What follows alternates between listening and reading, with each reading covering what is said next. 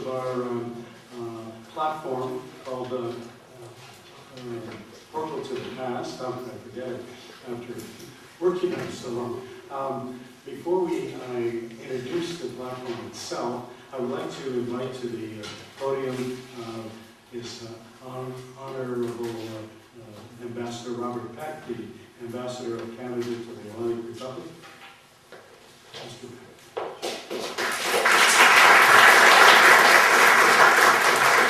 Thank you, Dr. Rupp. Bonsoir à tous et à toutes.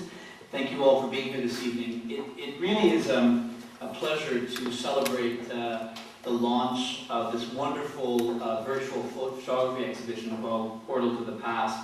I'd like to say that this comes on the heels of Dr. Rupp's very successful trip to Canada to tell to Canadians why this institute is an important part of Canada here in the Hellenic Republic. We have, as I like to say, two institutions here. We have the Canadian Embassy and we have the Canadian Institute in Athens. And this is my second time, as some of you may know, working and living in Greece. And I'm aware of the important role that this institute plays. And to the extent that we can make more people aware of the work that the Institute plays, but also the work of Canadian archaeologists, and I think it spans something like 40 years, I think it's really a cause to celebrate, so I'm delighted to be here this evening.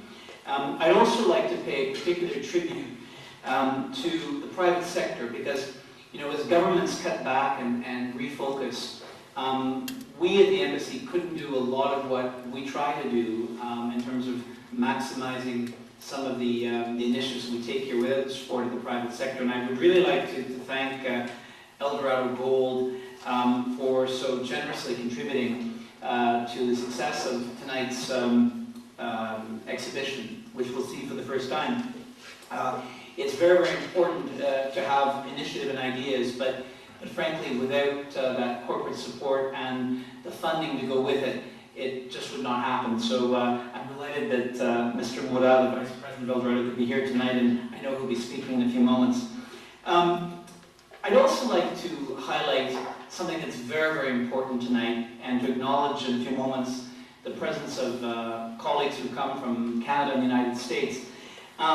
Tomorrow at the Acropolis Museum, and I really do think it's a big deal. So I'm unabashedly I'm going to highlight it.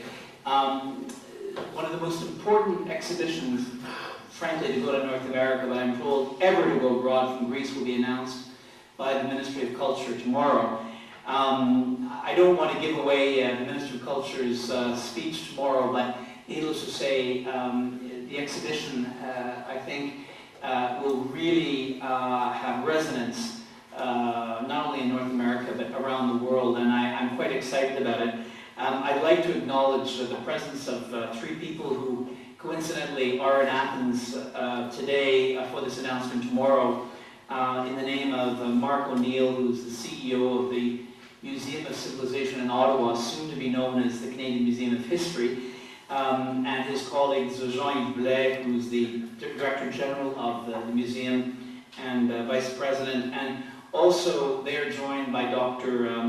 Fred Hebert, who's an archaeologist and a National Geographic Fellow. So we're excited that they could be here with us tonight, but even more excited that tomorrow, this major exhibition, I believe there are artifacts from 22 different Greek museums that will be showcased, in many cases for the first time outside of Greece, is something that at a very difficult time here in Greece, I think will remind the world of the wonderful depth and breadth of treasures that this country holds, and that these will be seen for the first time in no less than 4 cities, 2 in Canada and 2 in the United States. So I simply wanted to say that at a time when we don't read about a lot of good news, I think it's fortuitous that we're able to celebrate not only this wonderful portal to the past, but also another very, very important exhibition that will be a great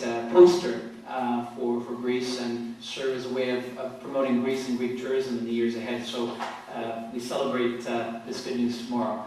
Dr. Rupp, thank you very, very much to all of your team for the work that they've done tonight, and I look forward to seeing the fruits of their collective labor. Thank you very much. Yes.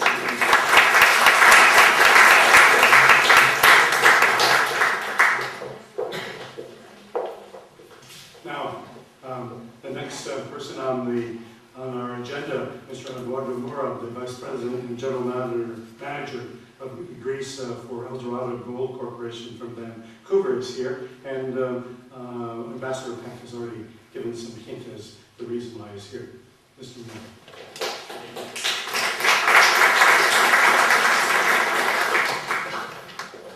Thanks, Dr. Rook, for your kind words, Master Peck. Ladies and gentlemen, the Roundabout is very pleased to contribute to the launch of the Portal to Fest. This important initiative that acknowledges and fosters the ecological and cultural ties between Greece and Canada. As I see it, the work of ecologists can be seen as a type of dialogue, a dialogue between the past and the present, with a view to informing our decisions about the future. Dialogue is inspired with often forgotten concepts, and its logical derivations, such as compromise and moderation, are important qualities in the formation of the fabric of any progressive democratic society. As a progressive society, we must encourage initiatives that promote successful exchange of ideas and knowledge among the various segments of the polity, as the founders of democracy in Greece have taught us. If I may say so, as a company, we at El Dorado have never hesitated from the responsibility of engaging in respectful, responsible discussions about our business, the business of mining, and the science underpinning it with value and all stakeholders. The advancement of knowledge, the scientific method, dialogue, democracy, compromise, moderation. These are principles that are dear to the Greek and Canadian traditions, and that I'm sure are reinforced by initiatives such as the Portal of the Fest. We are therefore pleased to have the chance to participate in the launch of the new mining resource championed by the Canadian Institute of Greece, an organization that is committed to honor and promote the long historical tradition of collaboration between Canada and Greece. By the way, I should mention that as a mining company, we have made and continue to make a small contribution to the body of knowledge of archaeology. We have sponsored and continue to sponsor many initiatives, archaeological initiatives before, and indeed we are required by law to conduct detailed archaeological investigations in every site in which we conduct our mining activities. In Halkidiki, our subsidiary, Alice Gold, employs currently 3 Greek archaeologists full-time, plus approximately 25 field workers to assist the archaeologists in their archaeological field work. To conclude, I wish the Canadian Institute success in the launching of the Portal of the Past. May the dialogue between the past and the present continue to the benefit of the future generation. Thank you.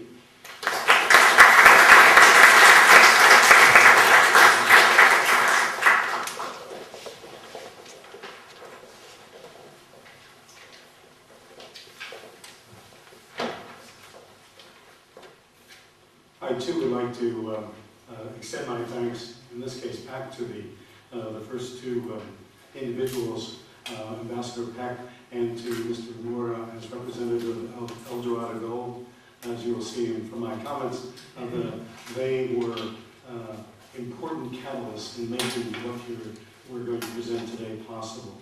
And I also like to thank the Board of Directors of the Institute for their support of this project and encouragement.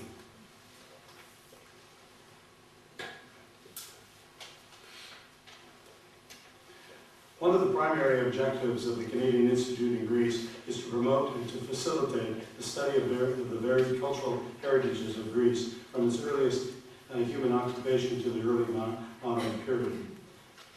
As one of the 17 foreign archaeological schools or institutes officially recognized by the Atlantic Ministry of Culture, the Institute can apply for up to 6 field permits per year. These can be conducted independently or in collaboration with Greek colleagues in the Atlantic Archaeological Service. The 2 major data collection methods used in these investigations are excavation and survey. To that end, since 1980, the Institute has had 18 archaeological fieldwork projects that covered Greece from Macedonia to Crete, from the Peloponnesus to the Dodecanese Islands, and in locations in between. These 18 projects also represent a cross-section of Canadian universities, from the Maritimes to the West Coast. The research questions that have been addressed by these projects over 33 years reflect the intellectual trends that archaeologists have espoused during this period. The periods of chronological focus of these projects have spanned from the 9th millennium BCE to the 19th century CE. While most projects have concentrated on the Archaic through Hellenistic periods, the Bronze Age is another significant area of interest to a number of our investigators. The predominant data collection methodologies that have been used are pedestrian surveying, remote sensing, and excavation. These techniques have been employed at a variety of scales, depending on the specific research objectives and the analytical approaches utilized by the individual projects. Directly related to conducting fieldwork is another important goal of the Institute. That is the dissemination of the results of the research conducted under the auspices of the Institute.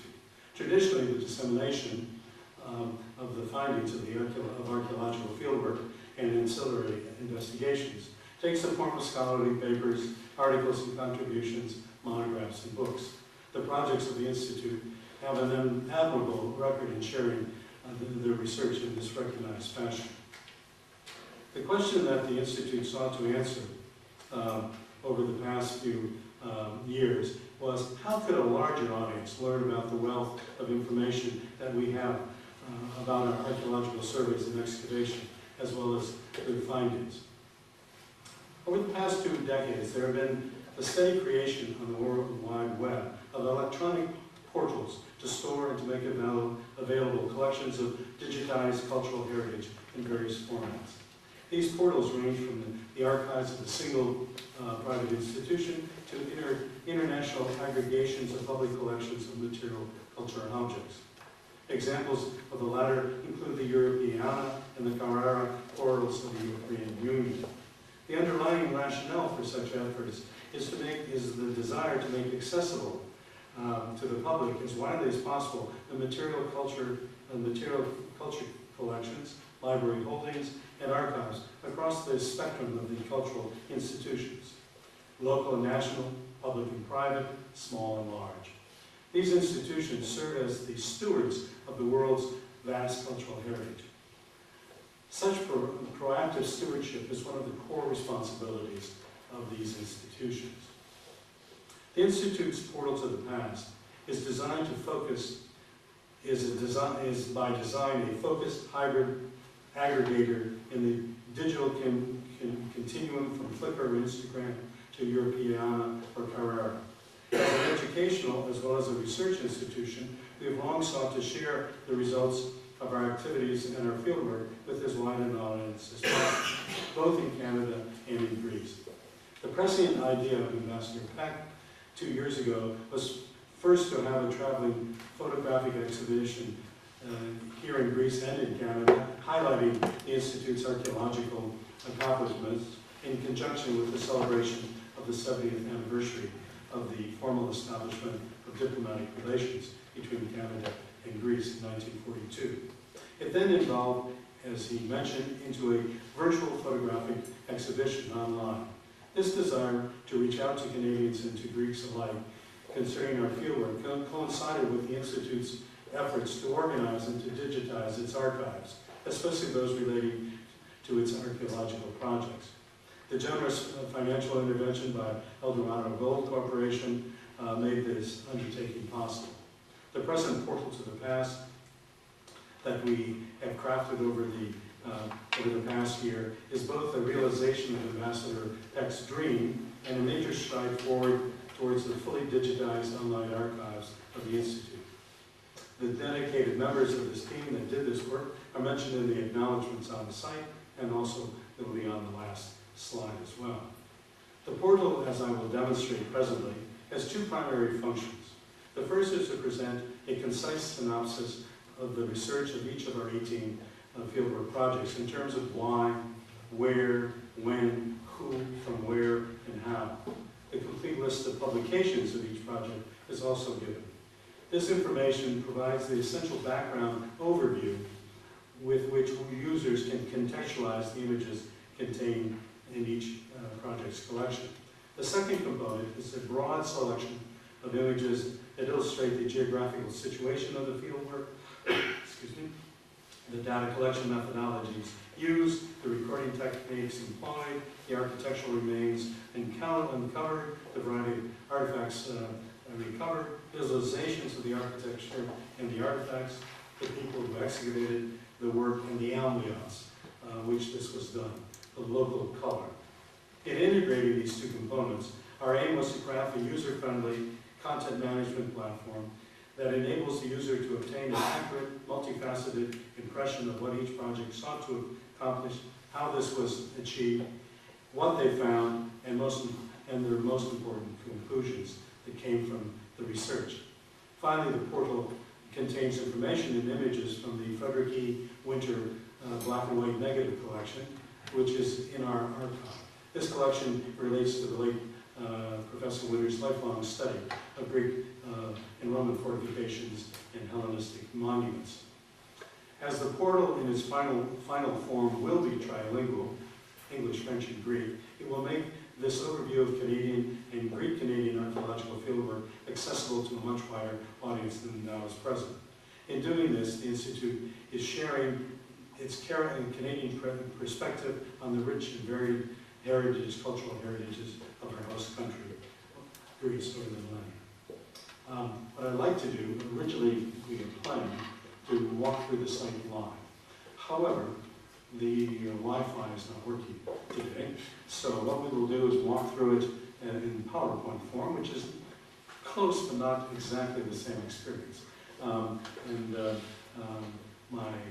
colleague here, Miles, is going to move through. So, the home page, we see the home page here. If you go to the click on the map, you see the map is that there are green dots and pink dots. The green markers are for projects, and the green dots are for sites. So that this is a quick view of what is that project. You can, and you'll see on the site, that anything that's in light blue is a live link, so that you can go directly to that, and from that you can get back as well as go elsewhere, so that you don't have to follow a hierarchy, you can follow your wings. So we have, this tells us about one of the projects left of us. Let's go to the site, and all the sites in green. Most of these projects, the difference I should mention between a project and a site. A project could only focus on one archaeological site, but generally speaking, projects have a wider view. A site for us in this portal is one where we have information that comes from a specific geographical location where our projects have worked at, and we want to refer to it specifically. So a survey, a scatter of sherds that found on a survey, which we have no illustration of, it will not be recorded as a site. And also it would mean that only sites that the Canadian Institute has dealt with are in fact in the portal. So other sites nearby are not included. So what we have here then is the being able to again go to the site and then from there to other places. Next, please. Now, the site is partially trilingual, and it will soon be more trilingual, so that you'll be able to see in French, next, and in Greek, and that this is one of the features that we are going to be very proud of when it is fully implemented. Next. About the portal is an important page to go to, because it explains what the menu at the top is about. And this is what you, probably many males in the audience wouldn't do immediately, but it is advised that you read about the portal so that you understand our thinking and what is meant by the terms. So this is about project. It explains what this is. Projects are big enterprises which can have components to them. In other words, a project can have a survey and it can have an excavation. Those are two separate components. An excavation can have excavate 3 buildings, and then there would be 3 subcomponents, so that one can follow this down, but at any time one can also go to other issues. So this explains it next. One of the purpose of the portal, as I mentioned, was to make this available. This is for personal use. We have adopted the Creative Commons license, which requires people to acknowledge the source of the images if they use them, and in any format. On the other hand, we also welcome people asking to use higher quality images without watermarks, and that is negotiable, and that you would contact us about. But in general purpose, this is not designed to, is not intended to go viral on every site across the world. It's for personal use, educational use. Next. There is an image gallery, which is not moving, but if you clicked on that, that gives you a random selection of the images in the gallery. It moves about every 5-10 seconds, and it gives you some idea of what's in there. It's not designed to follow any particular pattern, but it gives you some quick idea of what is contained in it. This is an illustration from Professor Winters, one of his photographs that he took. Next. The main part is the projects. There are the 18 projects plus Professor Winters' mega collection. Each one, you click on that, and you'll go directly to the project. And what you get is the details. This one has with the logo. Some do not have the logo because the scaling was not right. But you'll see all of the blue. These are all live links, so that you can go and find out more about Despina Katsuba. You can find about Joseph Beuys, and it goes down. The next slide. This shows you a little bit more of the description of it. So this is a synopsis of what they did, when they did it, their funding sources, the complete at a glance view. Next. The sites are ordered in the next we're going across the menu from left to right. The sites are ordered by administrative district, and what you see here is all of the metadata referring to it. If you clicked on one, let's click on Elion, and what you see is more information, specific information, as well as a Google Earth map that shows you exactly where it is. You can expand out and see the bigger picture, and you can look at it in more detail. Obviously, the resolution is limited, so you can't go very close in, but it gives you an idea of the situation. Now, for each one of the sites, all of the slides, all of the images that have been associated with this site are listed, so that if you have a quick glance, you'll see all of them. You'll be able to see all of them. And this is as all of these different databases are linked. Everything you can see all of this data one way or the other from every site, from every component in the site. Next. Images. Images is a record from the most recently entered. We have 650 images at the moment. At the end is the earliest. It gives you the information about the caption. It tells you what the category is, and it gives you a thumbnail sketch. Now the category is searchable, so that one can click on that, and you can find out everything that falls under that category. If you went to at the front from the home page, it says search. Within reason, you can write things in, and you can find matches to that, so that you're able to, if you're looking for specific information, all these links will give it to you. Next. Well, we can't. Can we go back?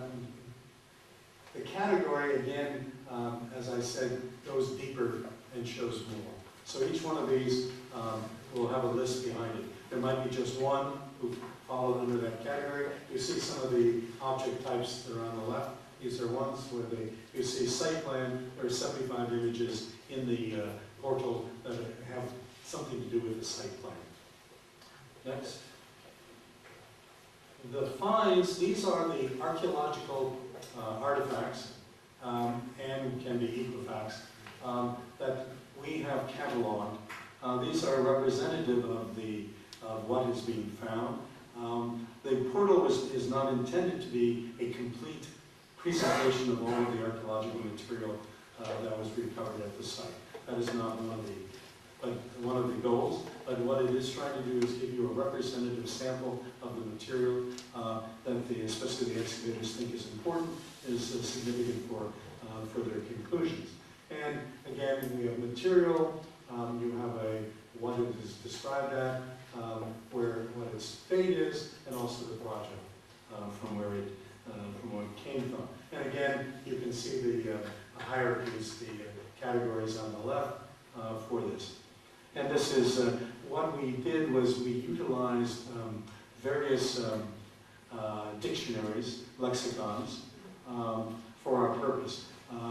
The British Museum, the BSA, there are a number out there, and we modified them to fit the kind of material we had, so that this is again not a complete British Museum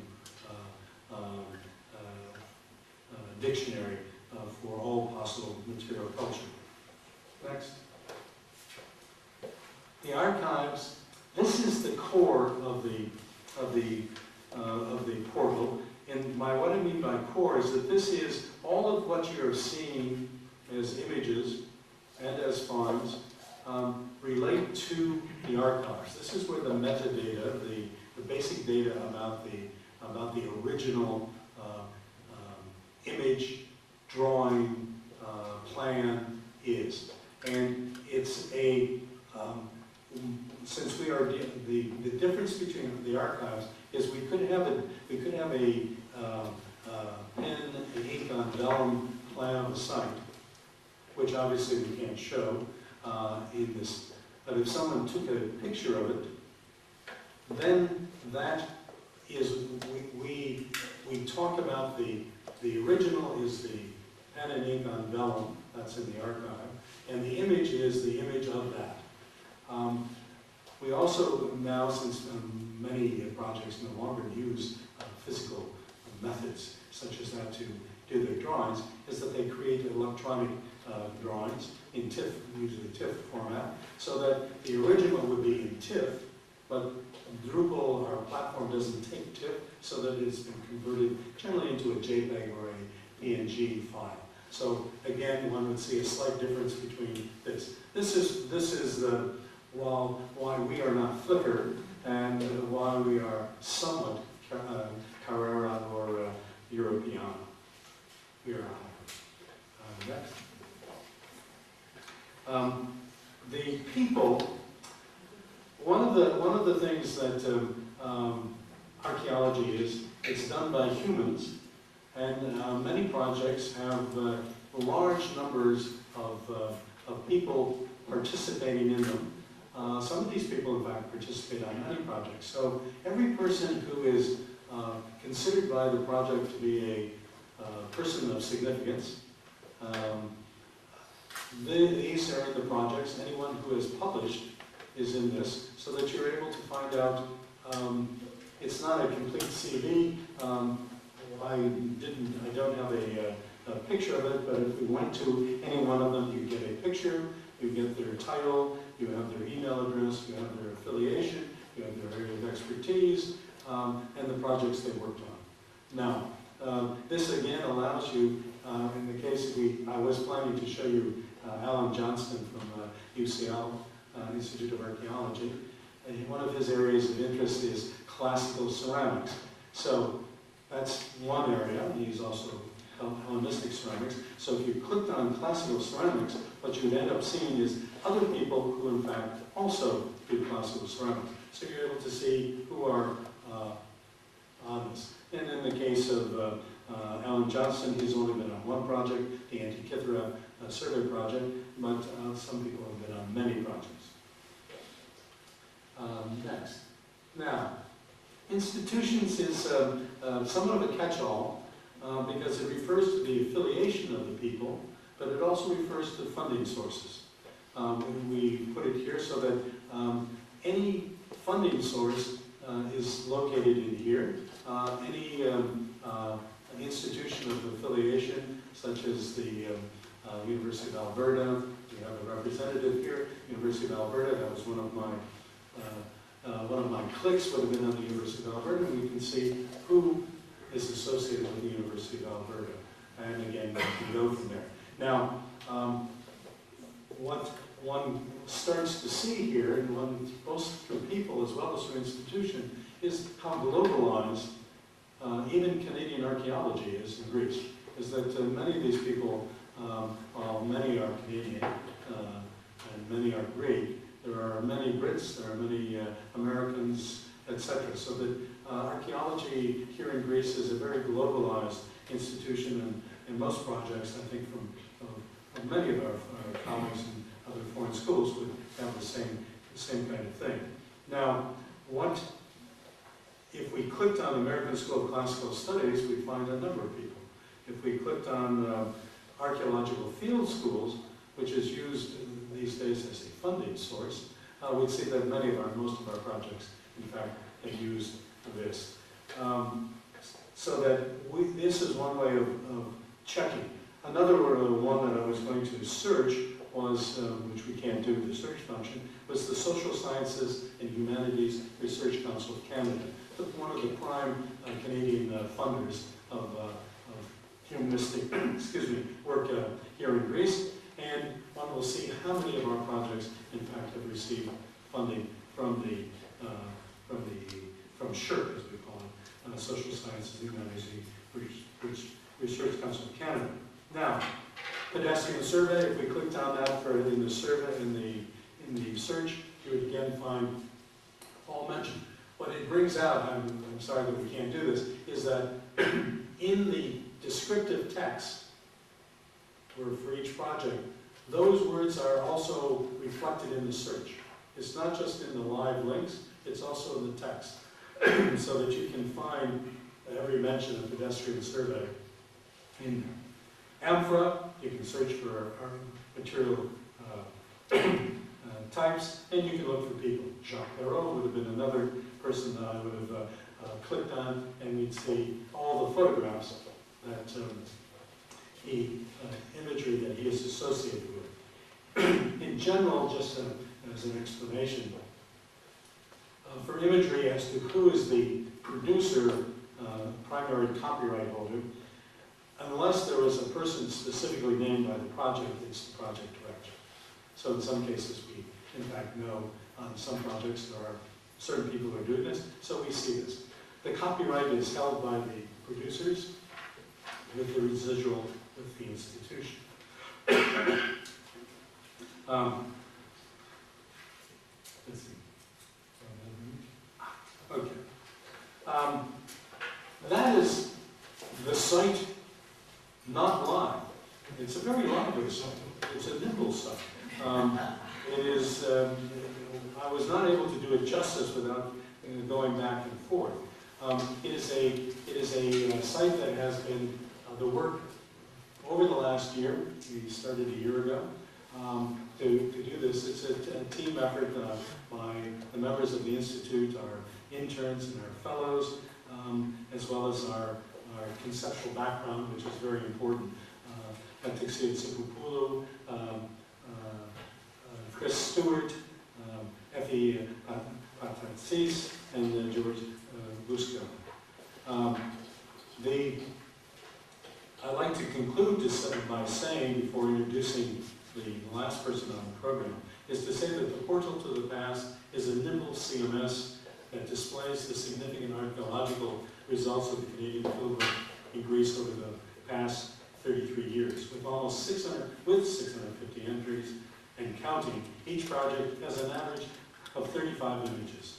Over time, this wealth of information will increase, as will the number of projects. So this is a living, growing portal, and it's something that you should look at frequently. Thank you.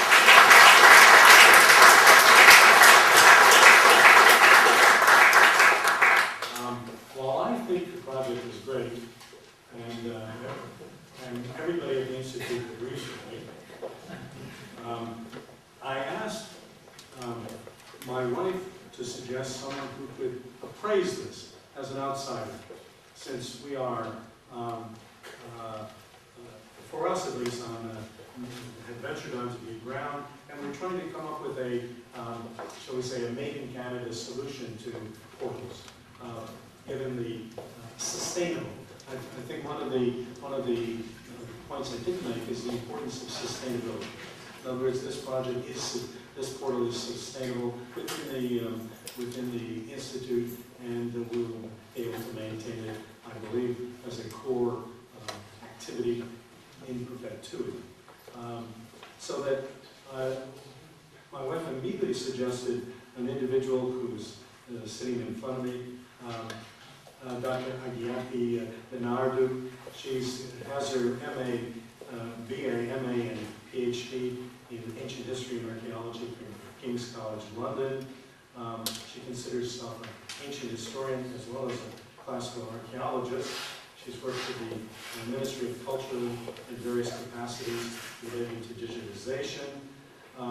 Presently, she is a scientific associate in the digital curation unit called Athena Research Center.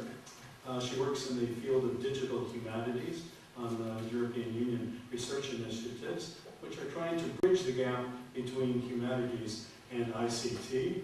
And looking at her, if you Google her, you see she's been very active, both in conferences and papers and publications, but also in citations of what she's done. So that what I'm introducing is a very well-connected, one has to be in the digital world, well-connected individual in the area of both cultural management, curation of digital heritage, as well as an ICT.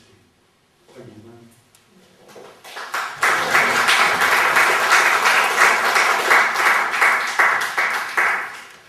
Good evening. Can we just jump back to 19? Thank you.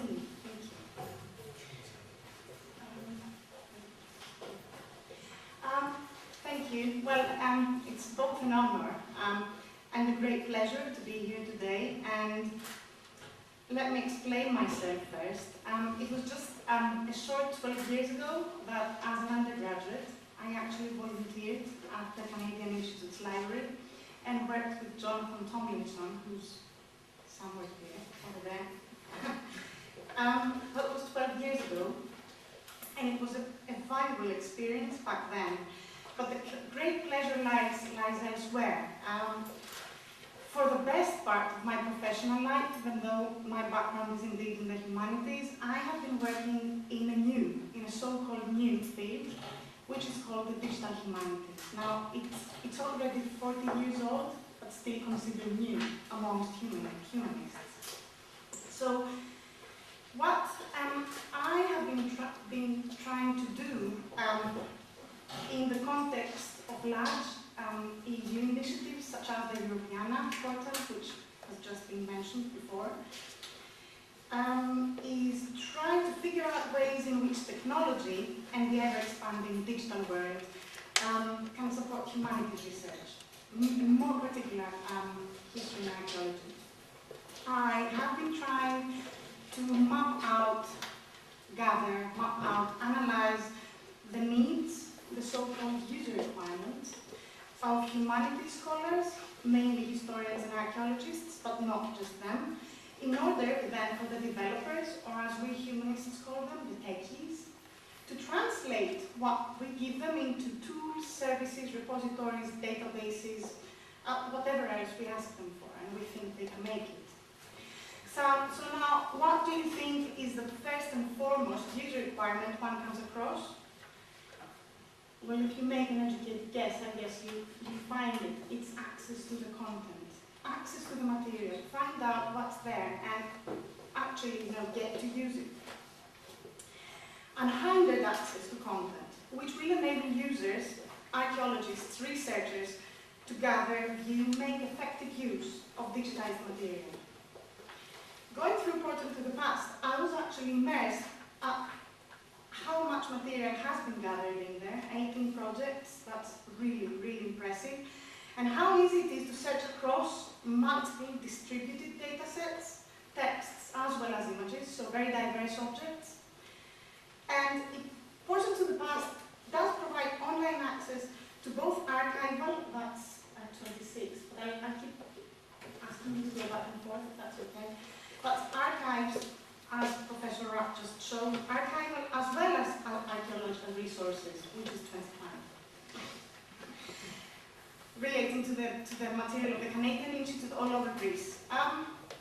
Now, what's interesting is that, of course, this material ranges from the depths of prehistory to much more recent periods. So this means that you will be getting users stemming from multiple backgrounds and archaeological sub-disciplines who will eventually interact with Portal to the Past, asking all sorts of research questions, which I guess you'd like them to, following diverse goals, building on dissimilar data and methodologies, because not all archaeologists work in the same way, I can assure you, and employing various entry points within the portal. Which brings me to the friendliness of the interface. Those of you who have used portals to big volumes of content, such as Europeana, for example, again, you usually must have tried to fight against incomprehensible links. So what does this mean? Let's look. No, not you. Endless lists of vocabularies, broken connections between data, and so on and so forth. So I was looking at the portal and I could not help noticing that the information architecture, it's easy to navigate through.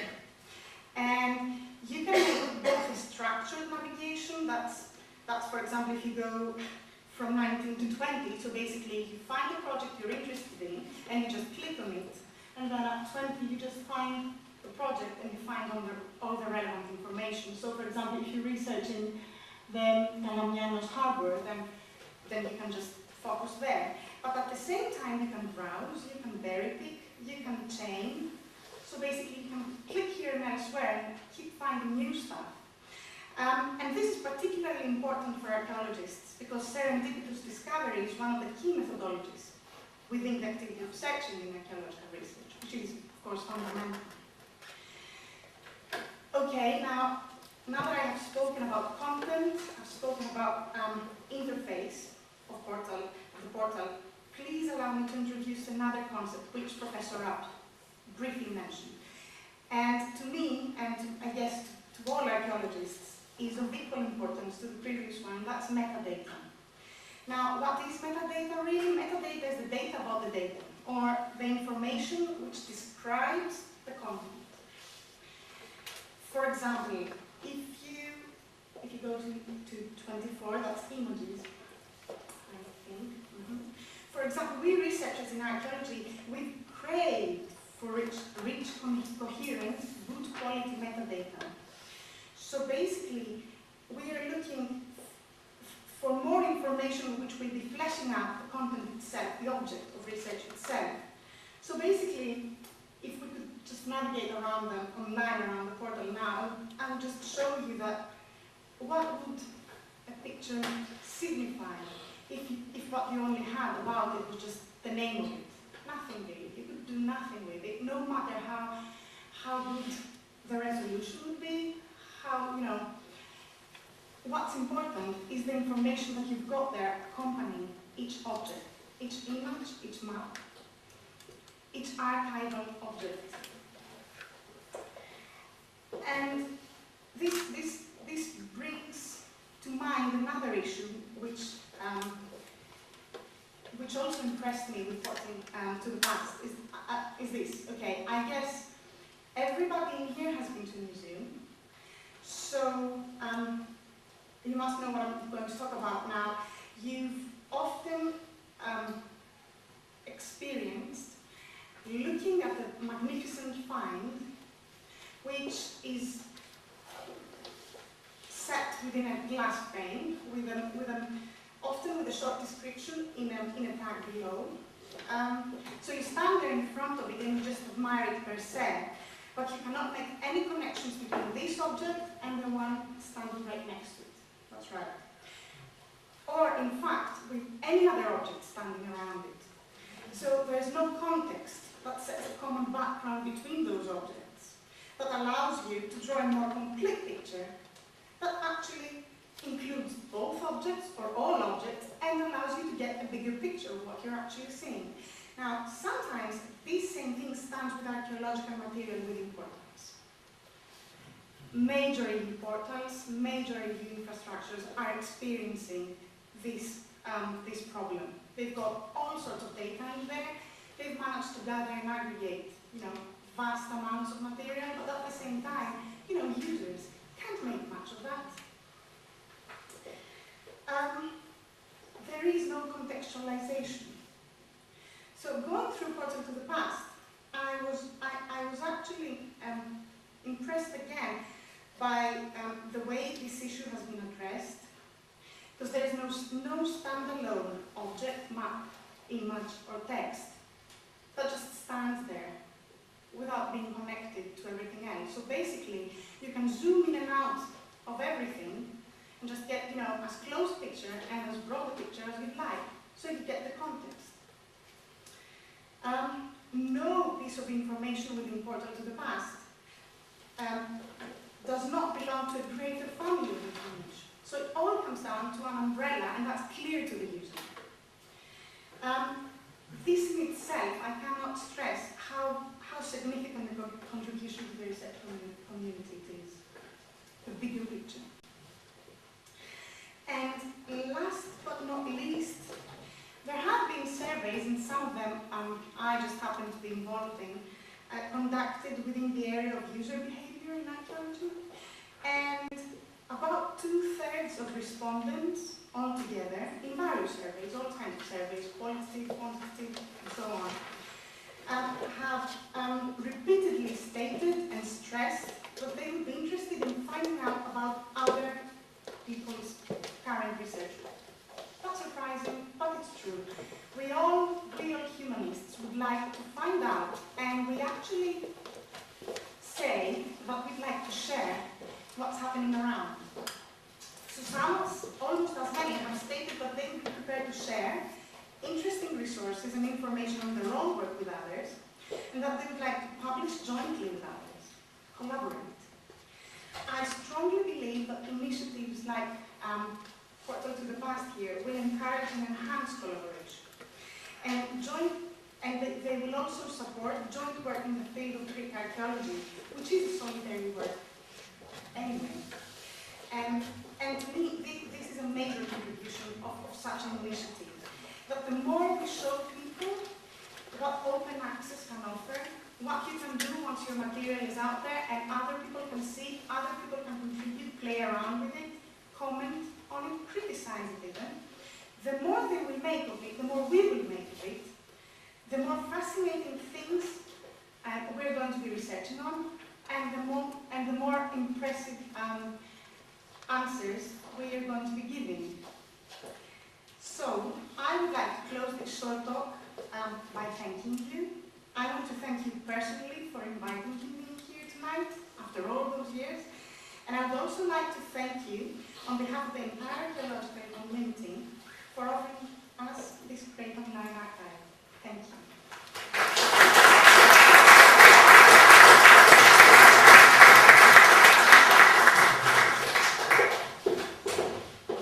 I just met her today.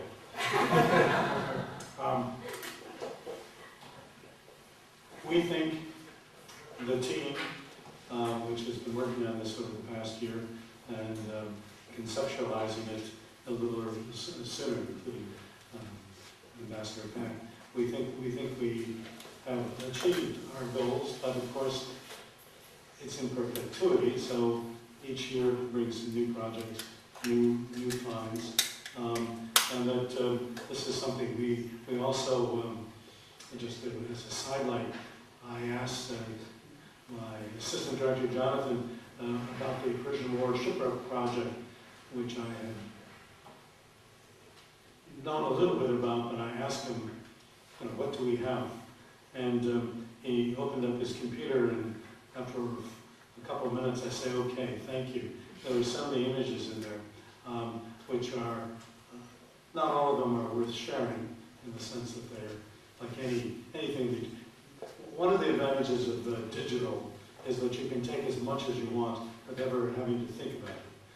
When I started, film was expensive, processing was more expensive. You never wanted to run out of film at the wrong time, so you tend to take fewer pictures, just in case you wanted something later.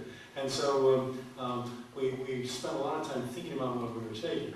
Now there's so much, but at the same point, you also catch things, so that there's a wealth of information over time. We can get there, and we're also encouraging, as Margaret Hogsman knows, one of our project co-directors, is that we're trying to get our projects to digital, put all of their material online in a way that can be accessed with care and permission, so that it's there to be available for our colleagues and for the future.